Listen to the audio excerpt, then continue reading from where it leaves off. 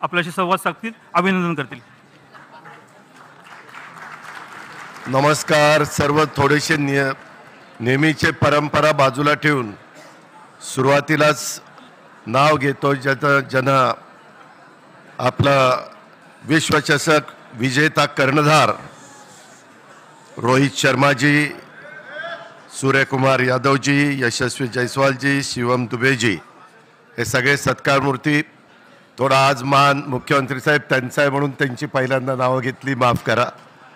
आपल्या राज्याचे प्रमुख माननीय एकनाथराव शिंदेजी, देवेंद्र फडणवीसजी, आपल्या नीलमताई गोरे, तसंच उपस्थित असणारे राहुल नार्वेकरजी, अंबादास दानवेजी, आशिष शेलारजी, सर्व विशेषतः पारस भामरेजी, अरुण कानडेजी, संजय बनसोडेजी, आपले चंद्रकांत पाटीलजी, सर्व स्टेजवरचे मान्यवर, उपस्थित सर्व क्रीडाप्रेमी रसिक, जमलेल्या बंधू भगिनींनो, माझ्या तरुण मित्रांनो, मागच्या काळामध्ये अनेक वेगवेगळे क्रिकेटमध्ये यश मिळवण्याचं काम केलं, धोनीने केलं, अनेकांनी केलं. परंतु कधी असा दिमागदार कार्यक्रम आपल्या विधिमंडळामध्ये झाला नव्हता. तो कार्यक्रम इथं आयोजित केल्याबद्दल मी राज्याचे प्रमुख एकनाथरावजी, तसंच राहुलजी नार्वेकरजी आणि नीलमताई ह्या तिघांचं मनापासून अभिनंदन करतो, कौतुक करतो. आज देखील बोलत असताना जी फायनल मॅच झाली त्याच्यामध्ये ज्यावेळेस 30 बॉल आणि 30 रन आणि ज्या पद्धतीचे खेळाडू साऊथ आफ्रिकेचे खेळत होते, त्यावेळेस कितीतरी क्रीडा रसिकांनी मनातनं आशा सोडलेली होती. परंतु कुठंतरी असं वाटत होतं की नाही, काहीतरी चमत्कार घडेल आणि तो चमत्कार घडला. तुम्ही बघितलं, पहिल्या मॅचपासून प्रत्येक वेळेस आपण यश मिळवत गेलो. प्रत्येक खेळाडूंनी ह्याच्यामध्ये स्वतःचा अतिशय उत्तम प्रकारचा खेळ दाखवला आणि शेवटच्या वेळेस ज्यावेळेस रोहित स्वतः चांगल्या पद्धतीनं त्या ठिकाणी सुरुवातीला खेळत होता, परंतु नंतर कॅच त्याचा गेला आणि नंतर विराट पुढे आला आणि विराटची बॅट त्या ठिकाणी तळपली. तर विशेषतः शिवम दुबेची तळपली, अक्षर पटेलची तळपली आणि त्याच्यातून कुठंतरी आपल्या सगळ्यांच्या होप्स वाढल्या. आणि त्याच्यानंतरच्या काळात बुमराहनी ज्या पद्धतीनं बॉलिंग केली, हार्दिक पांड्यानी ज्या पद्धतीनं बॉलिंग केली, आपण बघितलं. आपला क्रीडा रसिक हा असा इतका आगळा वेगळा आहे की काल मरीन ड्राईव्हला माझ्या तर गेल्या 30-35 वर्षामध्ये ज्या पद्धतीनं बॉलिंग केली, प्रचंड गर्दी मी कधी मरीन ड्राईव्हला बघितलेली नव्हते. एवढा उत्साह, तो जनसागर तिथं लोटलेला होता. मला आत्ताही तुम्हाला सगळ्यांना वरच्यांना सांगायचं आहे, थोडंसं व्यवस्थित बसा. तुम्हाला चारही खेळाडू दिसत आहेत, काळजी करू नका, पण वरनं काही पडायच्या भानगडीमध्ये पडू नका. आपला कार्यक्रम शेवटपर्यंत दिमागदार होऊ द्या. त्याच्यामध्ये कुठंही त्याला म्हणजे आपण त्याला थोडंसं टिपका लावूया आणि दृष्ट लागून देऊ नका.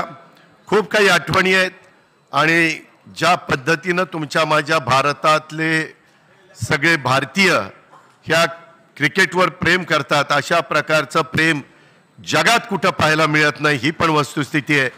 पण एका गोष्टीचं कौतुक केलं पाहिजे, ह्यावेळेसच्या सामन्यामध्ये पहिल्यांदाच अमेरिकेचा संघ खेळायला आला आणि ज्या पद्धतीनं त्यांनी खेळ केला पहिल्याच ह्याच्यात, पुढं निश्चितपणे एक चांगली टीम ती पुढे येणार आहे. अर्थात त्याच्यात आपल्याही भागातले काही खेळाडू होते, हे आपल्याला नाकारता येणार नाही. परंतु मला मनापासून रोहित शर्माचं, सूर्यकुमार यादवचं, म्हणजे ज्या प्रकारचा जो झेल घेतला, तो झेल किंवा बाहेर त्याचा पाय जरी टेकला असता तरी काही आजचा दिवस तुम्हाला मला बघायला मिळाला नसता. त्याच्यावर सूर्यकुमार यादव, तुझं खूप खूप अभिनंदन, खूप खूप कौतुक. संपूर्ण आपल्या भारतीयांचे डोळे तुझ्याकडे लागलेले होते आणि अप्रतिम झेल तो घेतला. रोहितनं सांगितलंच नसता घेतला तर तुला बघितलंच असतं, पण रोहितने एकट्याने बघितलं नसतं, आम्ही सगळ्यांनीच बघितलं असतं. आमचे लोक फार वेडे आहेत, जिंकल्यानंतर एवढा उदो करतात आणि हारल्यानंतर दगड मारायला कमी नाही करत.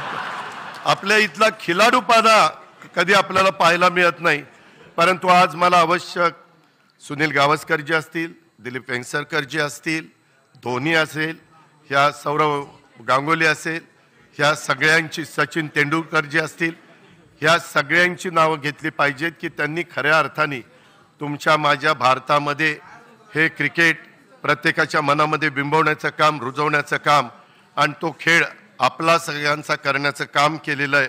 खूप काही गोष्टी बोलण्यासारख्या आहेत. वानखेडेवर पण अशाच प्रकारची गर्दी झालेली होती. ज्यावेळेस 83 साली कपिल देवनी तो वर्ल्ड कप जिंकून आणलेला होता आणि त्यावेळेस सूर्यकुमारनी आत्ता जे काम केलं ते त्यावेळेस कपिल देवनी केलेलं होतं. त्याची पण आठवण आपण कधी विसरता कामा नये. जयस्वाल तर इतका नवखा आहे, अजून तो 22 वर्षाचाच आहे. ज्यावेळेस भाषण करायला तिथं पहिल्यांदा शिवम उठला, जयस्वाल म्हणला मला भाषण करायला नका सांगू, मला काही जमत नाही. म्हणलं फक्त नमस्कार आणि जय हिंद जय महाराष्ट्र असं करून ये. परंतु नौका आहे, तो पण असाच तयार होईल. चांगले चांगले खेळाडू नाही. रोहित, तुम्ही आता इथनं पुढं ह्या 2020 खेळणार नाही, परंतु 2020 बघत असताना रोहितची आठवण आल्याशिवाय भारत कधी गप्प बसणार नाही. त्याबद्दल रोहित शर्माचं पण मी मनापासून त्याच्या सगळ्या टीमचं कौतुक करतो, अभिनंदन करतो आणि त्याच्या मनात पुढच्या एकंदरीत वाटचालीमध्ये जे जे त्याचं स्वप्न असेल ते स्वप्न त्याचं आणि त्याच्या सगळ्या सहकारी मित्रांचं साकार करण्याच्या करता निश्चितपणे परमेश्वरांनी त्याला प्रेरणा देव, त्याच्या पद्धतीचे आशीर्वाद देव, अशा प्रकारची आपल्या सगळ्यांच्याकडनं विनंती करतो. आणि खूप एक चांगला कार्यक्रम इथं घडून आणल्याबद्दल आणि चारही खेळाडू इथं उपस्थित राहिल्याबद्दल मी त्यांचं तमाम महाराष्ट्रातल्या 13 कोटी जनतेच्या वतीनं स्वागतही करतो, अभिनंदनही करतो, रजा घेतो. जय हिंद जय महाराष्ट्र. धन्यवाद.